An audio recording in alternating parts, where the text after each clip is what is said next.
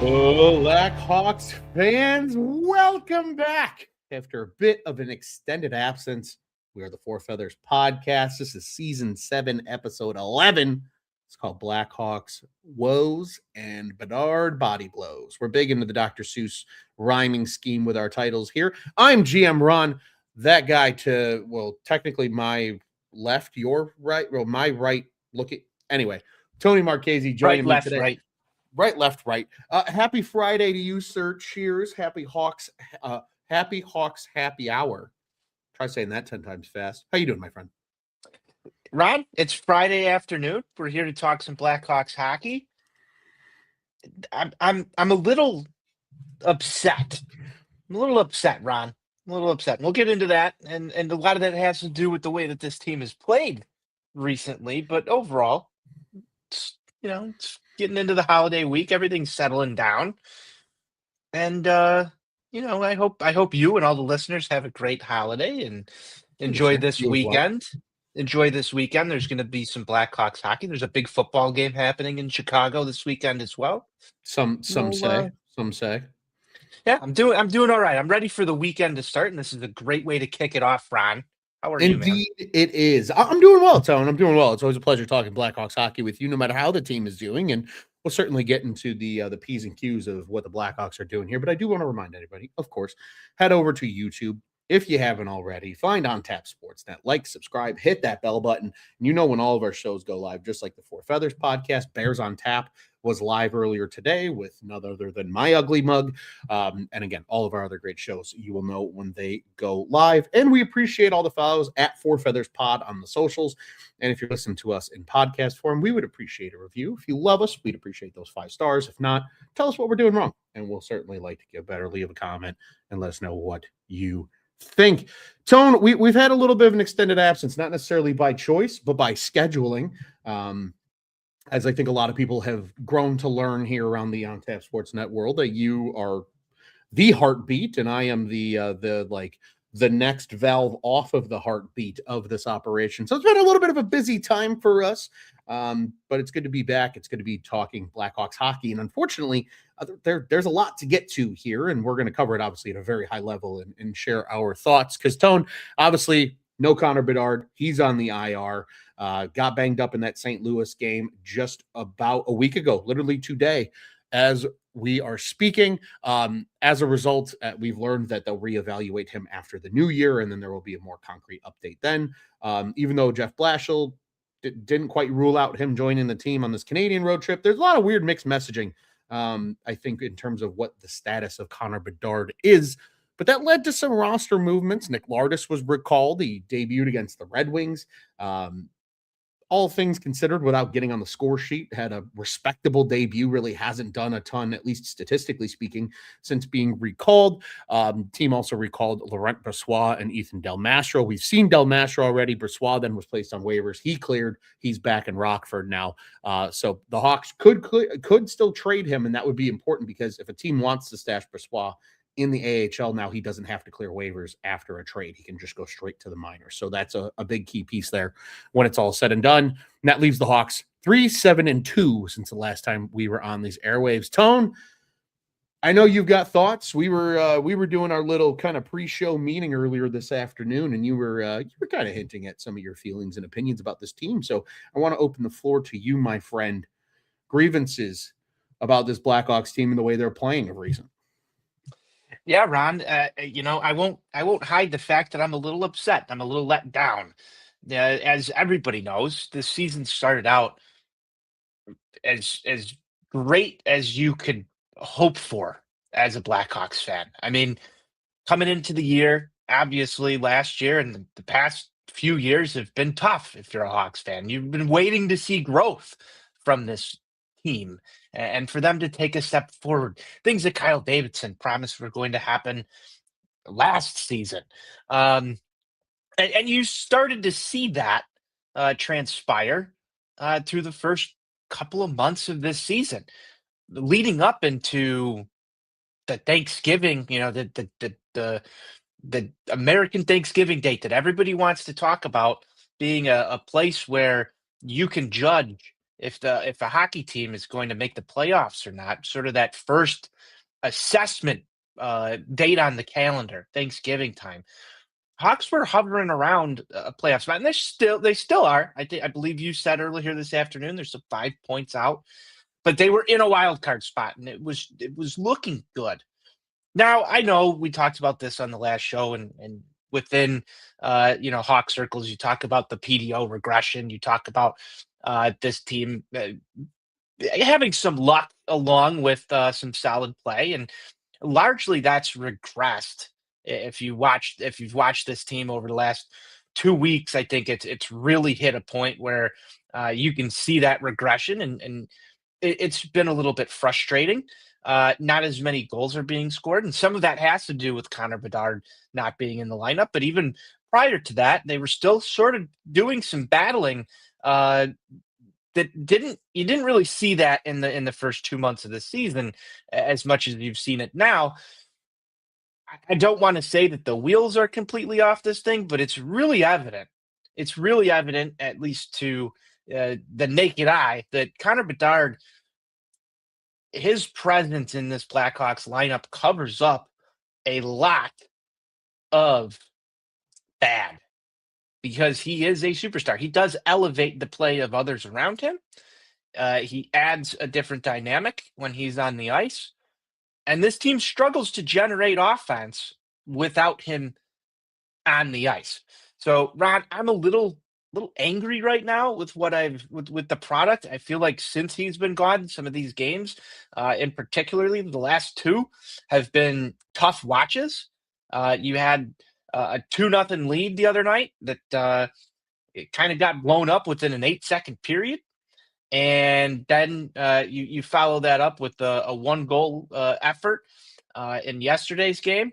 The goal coming from Frank Nazar, I think that's huge. You need somebody to step up and do something. He's been going through a little bit of a slump, but it just looks like a lot of stagnation, a lot of somewhat regression towards the mean of where this team probably was going to wind up if you looked at it on paper prior to the season. So some of the joy and happiness that we had, I think, just 2 episodes ago, when we were on these airwaves and talking about how awesome it felt to see all of this growth and all of this, progression for this young group of Blackhawks. A lot of that right now is no longer there. Sam Rinzel's no longer with the team. He's down in Rockford working some kinks out. You've got some stagnation, I think, from some of the veterans who are on this forward group as well. Tyler Bertuzzi, who was once on a heater, hasn't found the back of the net as much.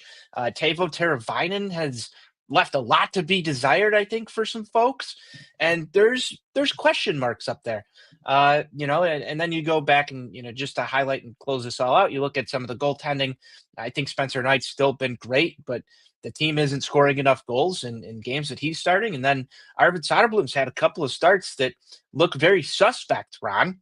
And you couple all of this together and you get this, 3-7-1, 3-7-1 record since the last time we talked. It has not been enjoyable hockey watching over this last stretch here, Ronald. And I'm a little upset about it. And I think that's completely fair. And I'll kind of double down. First off, hello to some of those that are in our comment section. How are you guys? Thanks for joining us. I will say this. I think during the stretch from our last show, which was pretty much just before Black Friday and that loss to Nashville, up until that New York Rangers game, there was a lot of games where they just simply got outplayed. And I think that's okay. Sometimes you're going to have those, especially on West Coast road trips. We've seen it in the past. Things happen. I think what I'm more discouraged about, Tone, is, yes, you are without Connor Bedard for the last 3 games. They had an opportunity the last 2 games to win those hockey games. They're not finishing. And I think that's what I'm most upset about right now. I think I understand that there's going to be the losses with the wins. I'm okay with where the Hawks stand right now because of the amount of parity that's in the NHL. Really, outside of, and you and I talked about this earlier, but want to hear the listeners to hear this. Really, outside of the Dallas Stars, the Minnesota Wild and the Colorado Avalanche, who, of course, all ironically are in the Central Division. The rest of the NHL is all kind of in the same tier in terms of point differential, things like that. I know everybody's focusing on the bad because Chicago sports fans can't do anything else but focus on the bad, and that the Hawks are only 3 points out of the last spot in the West, but they're only 5 points out of a playoff spot. That's just how weird the NHL is this year. And it's not just the Western Conference. The Eastern Conference playoff picture mirrors that kind of pattern as well. So I think what I'm most upset about, though, is you need these veterans to step up right now in the absence of Connor Bedard. And I don't expect them to win every game. But a 2-0 lead deep into the third period against a sleepwalking Toronto team this year compared to where they've been in the past, that should have been a victory. If not at least 1 point, you salvage and you somehow get that to overtime, right? And then you give yourself a chance and see what happens. And I think Spencer Knight played great in that game. I have no quarrels about what he did. Then you go back to the Montreal game. It's 1-1 after 2 periods. You have them right where you want them. And then they come out flat again in the third. I was getting accustomed to this team being a bad second period team, and I was kind of okay with that because then it usually meant they showed up in the third period and took care of business. Now they're starting to regress into, we'll play 40 good minutes of hockey and then we'll piss it away in the last 20. And that, to me, doesn't symbolize growth. That's why I'm upset about what the Blackhawks are doing. I'll take a loss if they play their best and the other team's just simply better and shit happens. So be it. That's still growth. You're still teaching these young guys how to play a full 60 minutes of hockey. This shit the last 2 nights, or I guess in the last 3 nights, but the last 2 games, that's not going to fly. Because right now, the Frank Nazars, the Artem Levshinovs, who got scratched because he was late to fucking practice, like, these guys need to learn. That's something we got to talk about too. Definitely. By the way. And I think these guys need to get this experience. They need to understand that Connor's not always going to be there to bail you out. It can't be the Connor Bedard show at all times. I know he's a great hockey player, but you need other guys to be able to step up in his absence, or if he's going through a bit of a slump at some point in his NHL career. We've seen it in the past. So I'm hopeful that they take those last 2 games and they kind of learn from it. And I really hope they come out on Saturday against the Ottawa Senators and take care of fucking business. Because a win against the Ottawa Senators, knowing you're coming back home and then you're in Chicago for a few days because of the holiday break, including a game against the Flyers on Tuesday, I think that's monumental for a young hockey team that's banged up, that just needs to get right going into the new year. And I think that'll be critically important for these guys. So that's what I'm hoping to see, because to your point, Tone, 3-7-2 since our last show. That's a big reason why everybody's panicking about where they are in the standings, because they've just played a bad stretch of hockey recently, but it's been maybe slightly avoidable, because if you take those last 2 games, let's say they win in Montreal and they win in Toronto, 5-5-2 looks a hell of a lot better than 3-7-2. It does. And, the last 4 games, you're right, in a 4-game losing streak, including the game that Connor Bedard was injured in. And if we take a step back into that game as well, that was one that you're probably also putting in the games you're going to want back column as well. I mean, you've got Connor Bedard out taking a face-off with around 0.6 seconds left, trying to get 1 shot off to try and tie a game. There's just been this overwhelming feeling lately, at least with me watching these games, where you talked a little bit about how they were a bad second period team. It feels right now like they're a bad third period team, and that's worse than a bad second period team. And I don't know if it's really them not being able to put a full 60 together. It feels that way. But there's also just this take your foot off the gas mentality when they get a lead. And trying to claw back into some of these games, they were having luck doing so early on in the season. Whereas now, you just go back and look at this last one, they're passing up opportunities to shoot the puck in critical situations. It doesn't feel like the foot is firmly on the gas pedal when it needs to be, even in moments of, we need to find a way to scrape and claw our way back into the game. I know Jeff Blashill had talked about, and some of the other reporters that are out there talked about, the importance that they've said that scoring 30 goals in Connor Bedard's absence is something they need to do. How about scoring goals just in general? Because the offense is stagnant right now. I go back to the final waning minutes in yesterday's game, and you just wonder, what's going through some of these guys' heads when you have the puck in the offensive zone and you need to generate some offense. There seems to be a significant pass first mentality, and there's no guy on the ice that's like a Connor Bedard that's going to generate that offense, maybe outside of a guy like Frank Nazar. So they're going to have to find ways through this stretch to make sure that stuff like that doesn't happen again. And hopefully that's a learning moment for them. Blashill talked about it in his post-game press conference that, that they're going to look at this and try and figure it out. But if we start to see the same pattern in the upcoming next 2-3 games, well, then that messaging is not getting through, and that's a bigger problem. So we got to look at that. We got to evaluate it and see if there's any change with it, and hopefully there is. But it's back to frustrating hockey, and I think that's where I'm upset, because even when you remove Connor Bedard from this, you still want them to play the game the right way. 100%. And it doesn't feel like they're playing hockey the way that they should be playing hockey, even if regardless if Connor Bedard is on the ice or not. Bingo. Some of these things need to change. They almost need to simplify their plan of attack, because to your point, and this is the Blashill comment that you were alluding to here. He says, quote, "You can't pass up a shot in a scoring area. We literally pass it out of a scoring area into a non-scoring area. That's nonsensical. We're going to have to simplify that piece of it and make sure we have more of a shooting mentality." And it's true. I'd rather this team put up 35 shots on goal and maybe only score 2 rather than try to get cute and try to score 4 on 19 shots. I mean, that's another thing too. This team is getting blown out in terms of shot attempts again. And, we've won a couple of games where we haven't, even earlier in the year, where we haven't led in shots. But I don't know about you, Ron. It's not fun to watch another team just completely control the puck in our zone and rack up 35, 40 shots a night, regardless if it's Spencer Knight in there or Arvid Soderblom. 2 or 3 of those are at least getting by. So you have to generate some offense back the other way. I don't know if you need to start opening it up and taking shots from the point, or what they need to do to start generating something. Look for rebounds, look for tips in front of the net. I don't know what the answer here is. I'm not a hockey coach, but the same patterns that we saw last year almost have started to creep up with this team a little bit. And, that's not something that I expected really to happen as much as it has over the last half a month.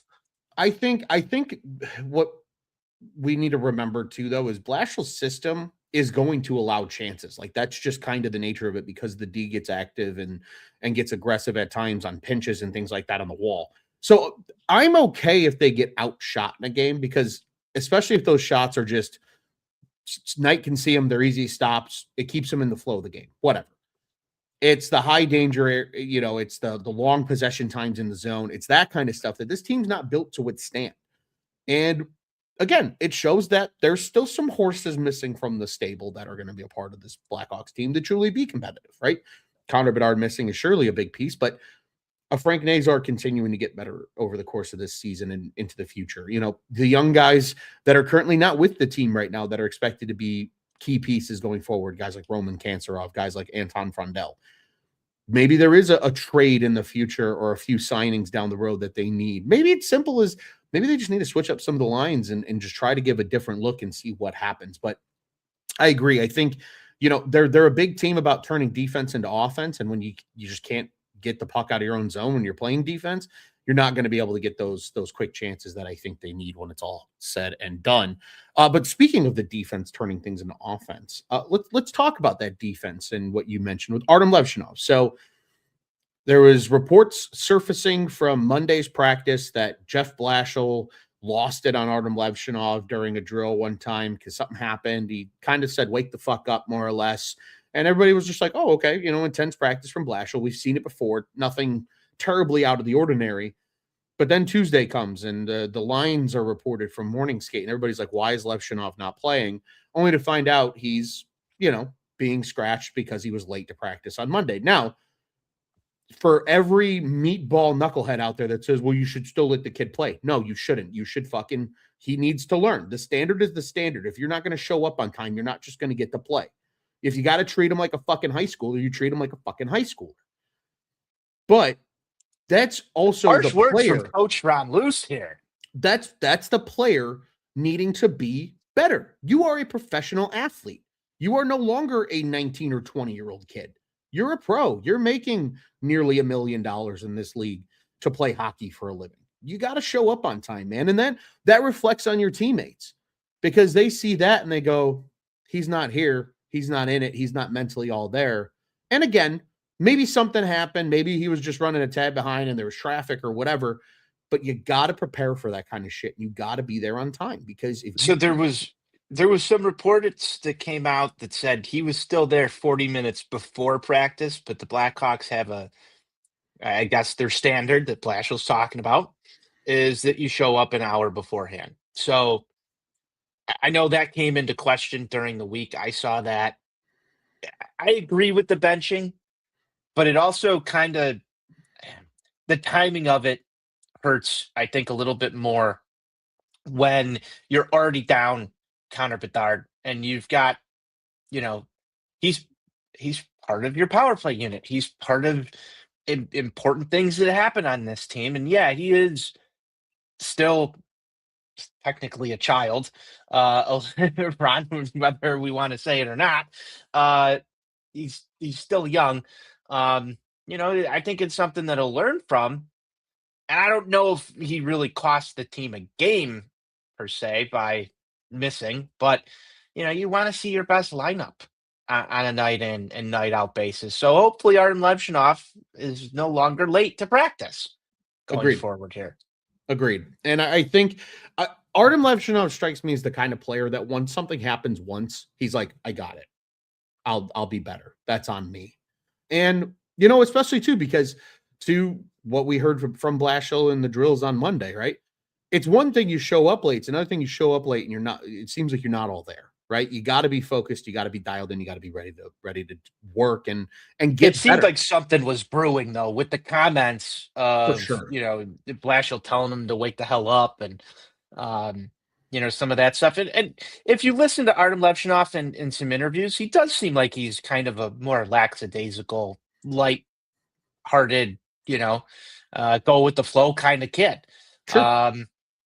Whether or not that's the when he's on the ice, I don't think that really translates all the time. But maybe it goes back to what most coaches tell you in youth sports: the way you practice is the way you're going to play. And I commend Jeff Blashill for having a backbone because it seemed like that was something that may or may not have registered underneath Jeremy Colleton or Luke Richardson, for that matter. So.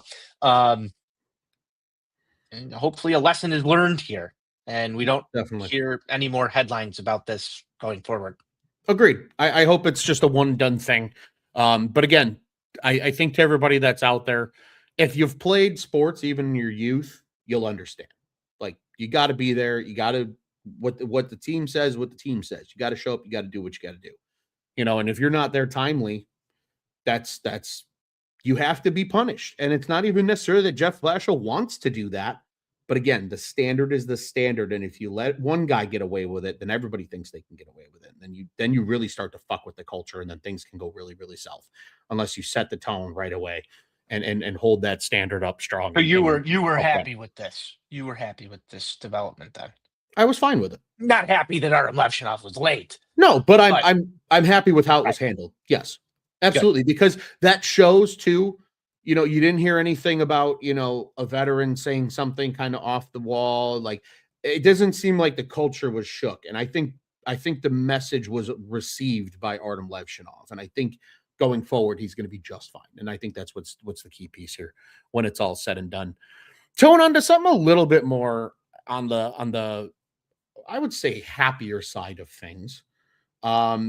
News came out today about the big Stanley Cup Centennial celebration. There's going to be a huge night on Saturday, January 17th. And they're gonna celebrate the three Stanley Cups from 2010, 2013, 2015. And boy, oh boy, it's a fucking lineup of players that are gonna be there. Some names include Marian Hossa, Brent Seabrook, and Duncan Keith will both be in attendance. Marcus Kruger is going to be there. Pretty much the only notable names, for the most part, that are really missing from that crew are Jonathan Toews and Patrick Kane, because they're still playing fucking hockey, and Nick Hjalmarsson, who must have something, conflicting with that date at this point. Well, Otherwise, he was here earlier this year. right, and he's And already I been know around. he's been around. Pretty sure he's back overseas at this point. I think he's in Sweden, yeah. Yeah. So it's a star-studded lineup. It is. Patrick Sharp included. Our guy Pat Comiskey is really excited for Sheldon Brookbank to be back. Hey, Brookbank's been around the organization long after his playing career too. Emo Timonen is on that list as well. That's an interesting name. Didn't expect to see Timonen on that list, but he's there. He is there. That's going to be a really cool night if you're able to attend. That will certainly be a fun game. It's against the Boston Bruins too. It's a great original six matchup. In addition, it's also Duncan Keith bobblehead night. So lots of good things to talk about with that one. Again, if you can make it out to the UC, do it. And then if you can't make it to that game, get to the next game, because that's Monday, January 19th, when the Winnipeg Jets come to town for the first time. So, and I believe we should be in attendance for that one, Ronald. I'll be there. I know I'll be there for sure. Yeah, that one's gonna be interesting to see Jonathan Toews come back. I'm expecting just a moment in that game. I mean, we've already seen the Patrick Kane return, the tribute videos. I think it's going to be an emotional night at the United Center.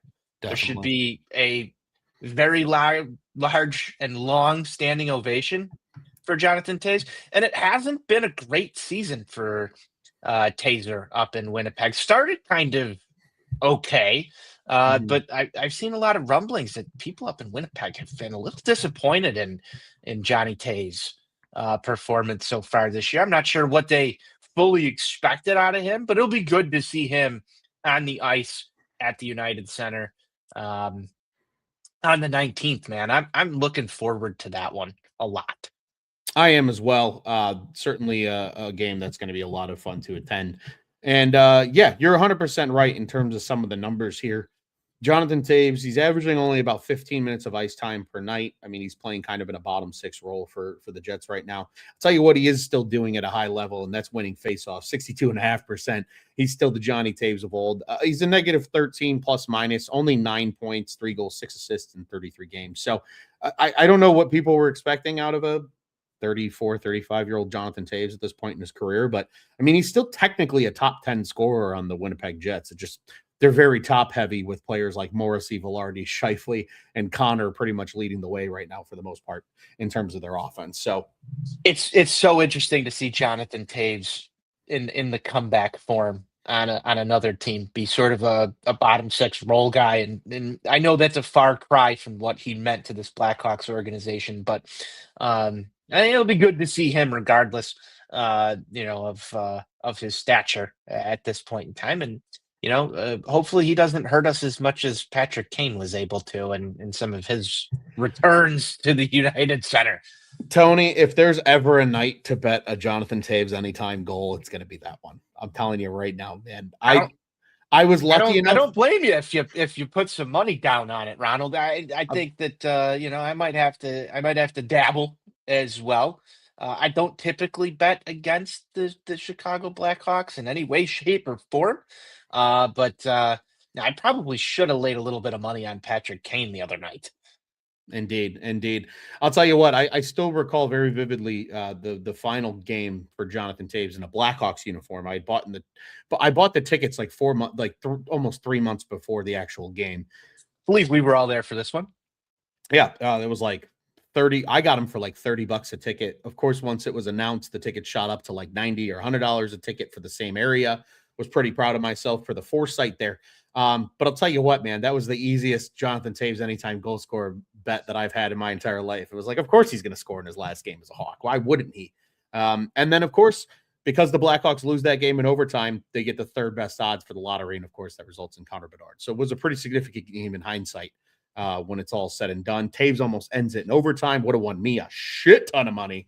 But instead, the Flyers came back down and scored, and that was neither here nor there. But all kinds of fun when it comes to the United Center. January is going to be a big month at the UC. Not a lot of hockey for the Blackhawks the rest of the month at the UC. We mentioned the Flyers game. We'll talk a little bit about that toward the end of the show here. But games against Pittsburgh as well as the Islanders coming up before the new year. But that's about it at the UC. So kind of a light month for Blackhawks hockey at the United Center in December, but we'll see them quite a bit in January at home on 1601 West Madison. Tone, we talked about it a little bit, but just as a standings update, want to remind everybody, yes, the Blackhawks are 3 points removed from the basement, but they're also 5 points removed from a playoff spot as it stands today. They also have games in hand over 4 of the 5 teams ahead of them. Winnipeg is the only team they don't have games in hand over, but they are games in hand over Utah, San Jose, Edmonton, and St. Louis. So it will be interesting, to say the least, when it's all said and done. About what happens, what transpires. Obviously, Connor Bedard's health, and whenever he returns, will be a huge piece of that. But we'll just have to wait and see how the standings continue to shake out. But that's where you have any predictions on Connor Bedard's return, Ronald? I think I told you this a little bit earlier today, and I think I'm going to stick with it. I feel pretty good about it. I think he's back. I would say he will be back before that game on January 17th. That we just talked about. I think he'll be back before that. That might be his first game back, but I think he'll be back before that, because by then it'll be almost a month removed. And I would think if it's the injuries that people have hypothesized it to be, they typically say like a 2 to 6 week timetable. And because it wasn't from, far away and force couldn't really be built up on that shoulder, I would say 4 weeks is probably a safe estimate. So I would expect Connor Bedard back no later than that January 17th game. I think there's a chance we see him even sooner than that, though. Yeah, the rumor out there, and again, not confirmed, was separated shoulder. Grade 1, 2 to 4 weeks. Grade 2, 4 to 8. I want to say, just from, if that's the case, 4 to 6 is probably around there. The one thing that sort of tripped me up on this was that they said no surgery for now, and that they were going to rest and rehab it. It kind of worries me that this could be around a grade 2, moderate, on the closer to severe end, which could potentially lead to surgery down the road. Now, if he rests, rehabs, tries to go out there, and it's not fully healed, are we looking at a scenario where they're trying to just push this into the offseason to get Bedard healthy and play out the rest of the season? If that's something he wants to do. Again, this is all just me speculating right here on air. But the fact that they said, like, they didn't rule it out 100%. They just said this was the plan, never gave us the injury. It kind of makes me worry that we're doing the same thing that some baseball teams do with pitchers when it comes to Tommy John, where, all right, we're going to rest it up a little bit and see what we can get out of this. Mm-hmm. And then 9 times out of 10, Ron, you're a baseball fan, you know this, it doesn't go the way you want it to as a fan. So I'm a broken sports fan, Ron, and I think you know that. Oh, yes, you are. I'm sitting there waiting for the other shoe to drop, where we get into January and they say we're going to reevaluate it, and then all of a sudden another shoe drops, and it's okay, this injury is much more serious than what we were led on to believe, and we might have a bigger issue. If that's the case, there's going to be a lot of mad Hawks fans. Yeah, myself included. But I want to throw some caution out there, because I'm telling myself, Ron, I'm telling myself right now, let's hold off expectations for him to be back in January. I think a more appropriate timeline for myself, and if it comes earlier, I'll be happy. But I'm telling myself, you don't see him until March. He's going to rest through the Olympic break. He'll come back in March. finish off his season. And then if something needs to be done, maybe it transpires in the offseason if that's surgical intervention or anything like that. Again, all speculation, but I'm trying to set myself up not to be angry when we get to January and they say this is going to be a couple more weeks, which then leads you into the break. So that's where I'm at with it. Again, could be totally wrong. Hope I'm wrong. Hope I'm Yeah, wrong for sure because the Hawks need him back as soon as possible. But at the same time, you don't want to risk anything long term. I of get course. it, but I'm just being ultra conservative with this and saying we might not see him until after the Olympic break, which is unfortunate. Yeah, completely fair. I think something too that's interesting to keep in mind as well is the way that Blashill talked about it. It sounded like he was already injured, that he was kind of banged up already and playing through something as it was, and it sounded Which like it was more of an was it, aggravation of something that was already there. which was very interesting to me that that comment was made. Um, because he did mention that it didn't take place on that play, but it looked kind of obvious that something went wrong there, and Mhm. that's where a lot of pain was induced. Um, my question would be, why is he taking a face off if that was the case? Well, I think you certainly don't want to give teams the insight that he was hurt because if that's the case, doesn't matter where he is on the ice, they're going to go after him. So I think they were just play as normal, and it was just an awkward play of how everything happened with Shen kind of getting the stick up high on the shoulder. That's why I'm wondering if it wasn't super severe and it just re-aggravated it maybe a little bit. I could still see a world, Tony, though, where you're almost right in both cases, where he does come back earlier than you expect, and you can say you're happily wrong. But I wouldn't be shocked if once the offseason rolled around, if they didn't go in and kind of clean that shoulder up a little bit. And maybe he gets a little bit of a later start in training camp or something going into next year, maybe only misses a game or two when it's all said and done. So I think those will be things to keep an eye on. But yeah, it kind of just a weird, just a weird situation. So hopefully after the break, and by break I mean the holidays here, we'll get a little bit more information at the start of the new year. Tone, what do you say we shake things up a little bit? It's time to ruffle some feathers. Tony, the floor is yours. Are you ruffling any feathers on this Friday evening? It is getting into Friday evening. Wow, when we started this, there was still some daylight out there, but now I guess it is technically Friday evening as it is dark here in Chicago. Ron, I've been thinking about this for a little bit, and I don't have too much to ruffle feathers with, Hmm. but if I had to throw one out there right now, it's this. Laurent Brossoit has returned to action and completed his little stint down with the Rockford Ice Hogs in which he scored a goalie goal. And one of the first things that was out there, it's interesting, this took place on the same night that Connor Bedard was injured. You saw Connor Bedard share on Instagram the feat that was accomplished by Laurent Brossoit. And sure, cool hockey moment, but I'm just maybe reading in between some tea leaves here. Seems like he's respected by some of the team. And Arvid Soderblom's maybe had a little bit of some troubles, let's say that, troubles in net for the Chicago Blackhawks of recent. Now, I have advocated for Arvid Soderblom to have this backup role based on his play last season. I think we can both agree that he had earned himself a shot here. However, if no team is willing to take on Laurent Brossoit after he cleared through waivers and was sent back down to the AHL, I think you should probably give him a shot at some point at the NHL level this year. Now, whether that means carrying three goaltenders or placing Arvid Soderblom on waivers, I don't know. I think the team is very hesitant to do so. But if his numbers in Rockford warrant some extended looks against some NHL competition, it might not hurt his trade value to see what he can do at the NHL level. While Bedard's hurt or while you've got the opportunity with a little bit of roster flexibility, I think you might want to give Laurent Brossoit a shot in net for the Chicago Blackhawks and just see what you have there, even if it's just a showcase for other teams as the trade deadline nears. I want to see what he has in net at the NHL level, Ron. That might ruffle some feathers. I don't think it's too spicy, but I want to see what happens. What are your thoughts on that?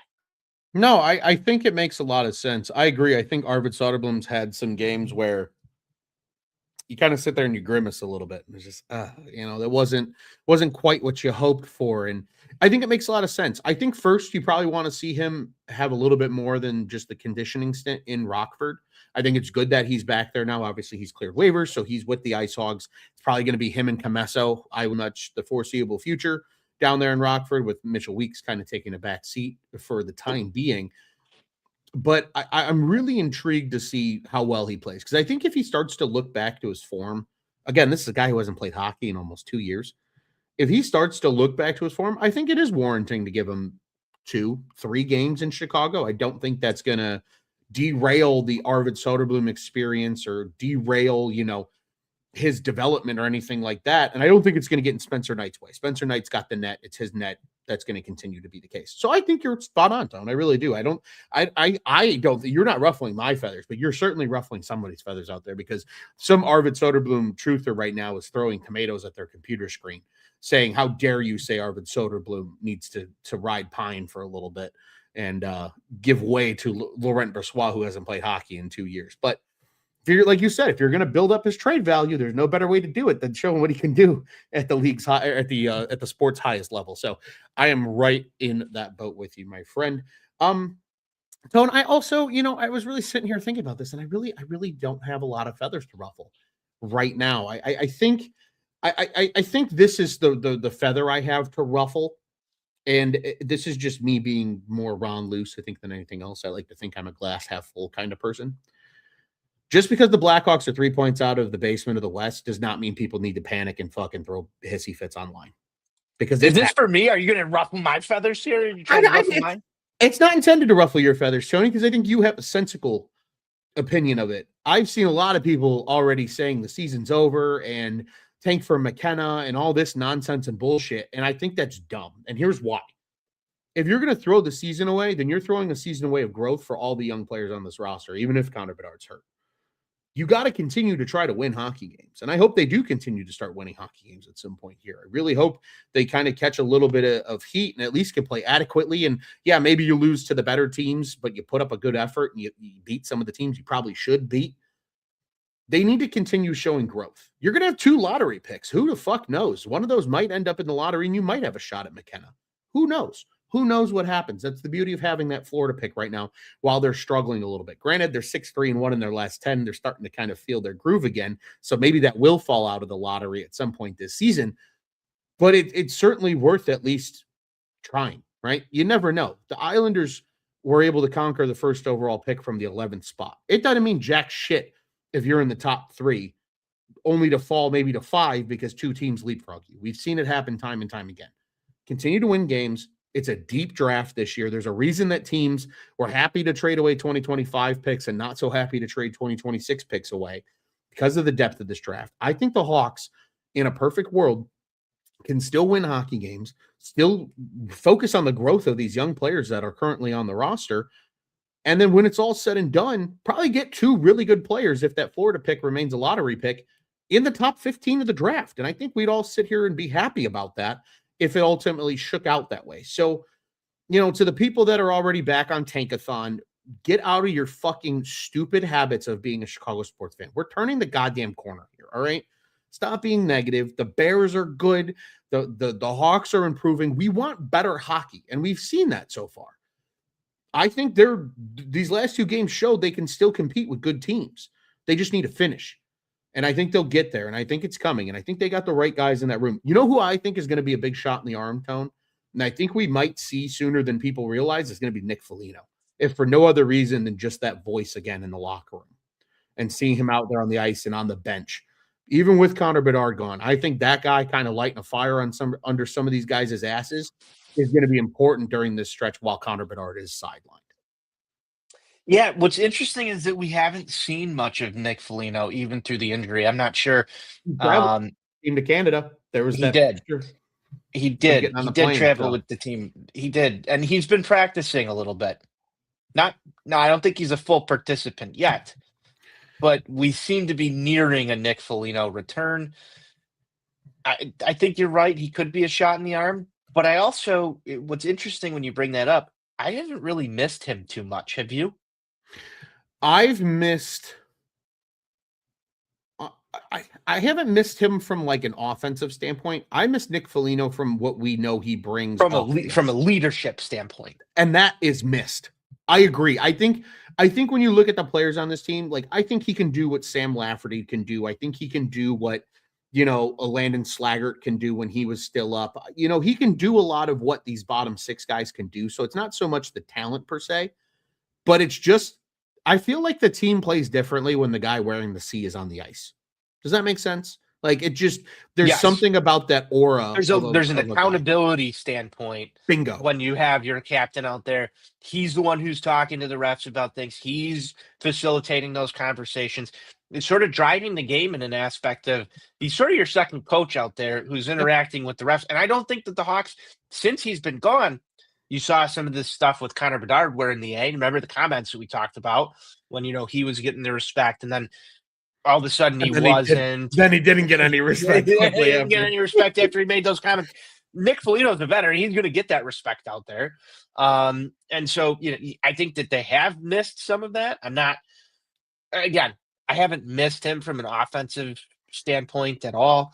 I think that there's better offensive players at this point in Nick Foligno's career. This is not in any way, shape, or form meant to be disrespect towards Nick Foligno. I think he's a big part of this group.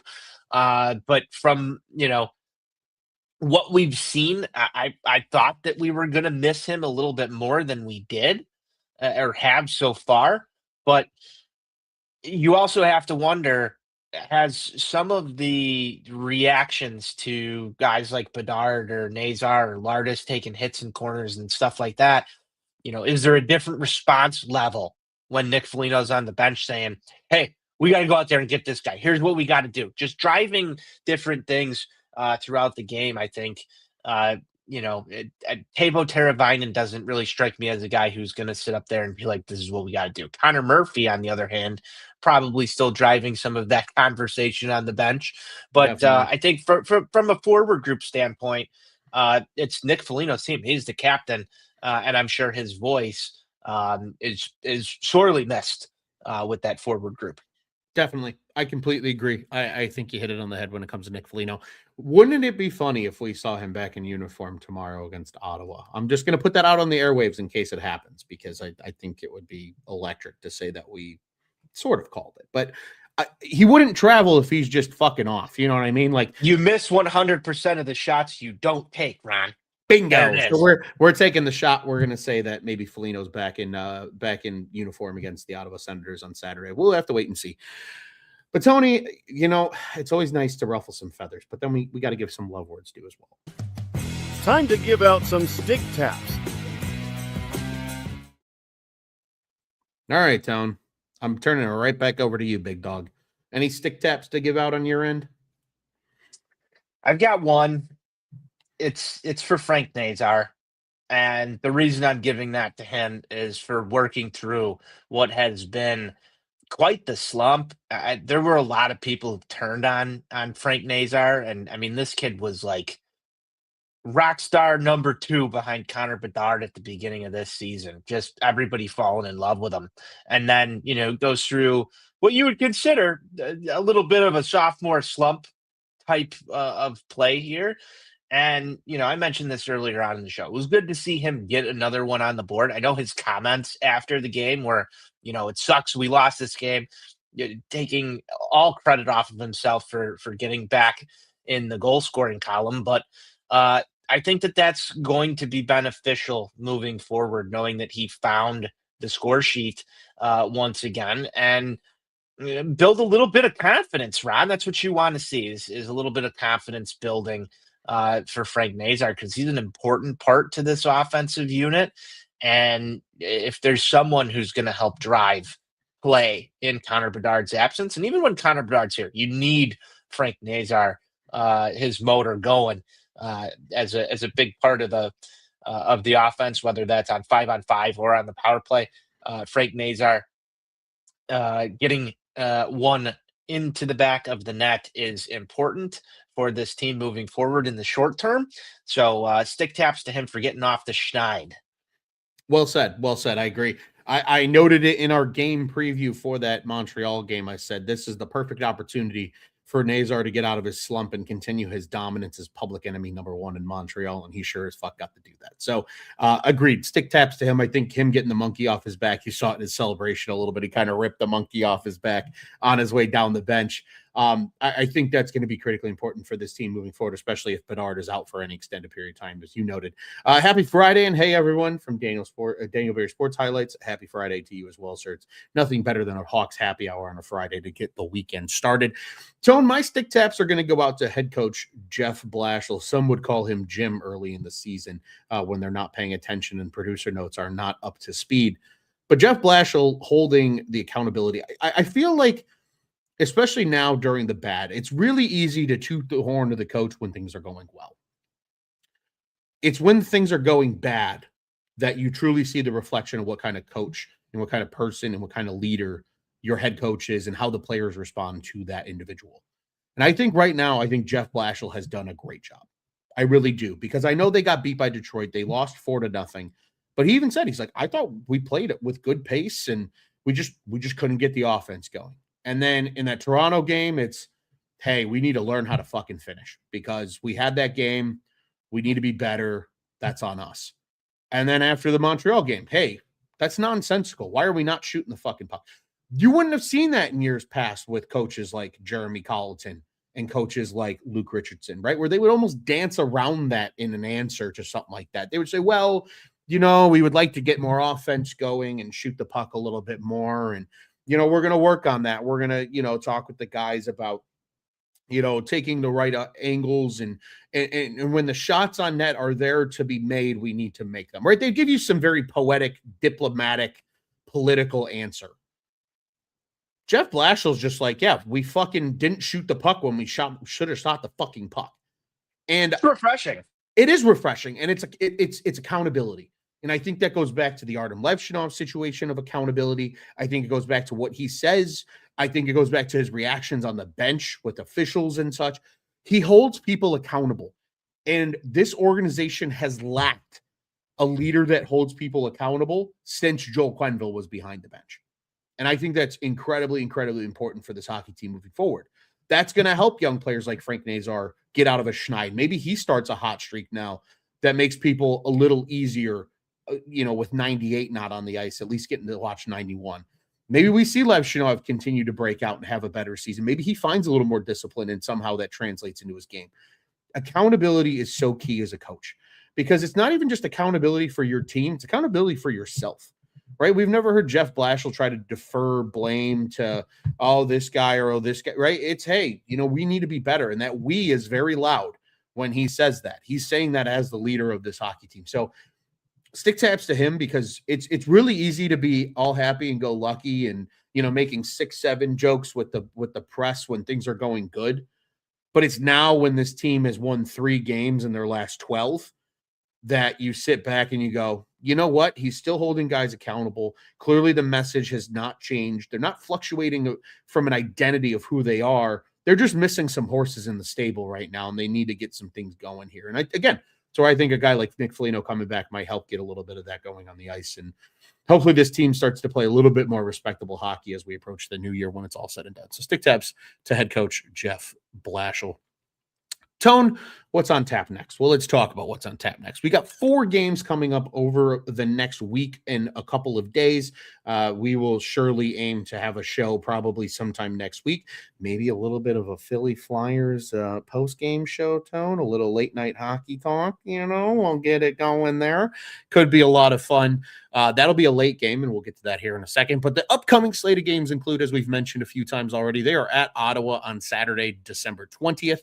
That's a 2:00 Central Time start for you Bears fans out there. You can go right from Blackhawks hockey into Chicago Bears football when they start a little bit later around the 7:00 hour in the Central Time Zone. Of course, Tuesday, then the Blackhawks are back home with the Flyers, as we noted. That's a late game. It's an 8:00 start time. We all know that's probably going to be more like an 8:40 start time because TNT just is going to TNT with the doubleheaders. Brutal for those on the East Coast. Brutal for those on the East Coast, but they will have to live with it. So that is Tuesday's games. And then, of course, we have the holiday break. We know how hockey does it. Unlike basketball, who plays on Christmas Day, hockey pretty much shuts it down before Christmas and doesn't start back up until well after. So the next time the Hawks will then take the ice will be Saturday, December 27th. They'll start in Dallas.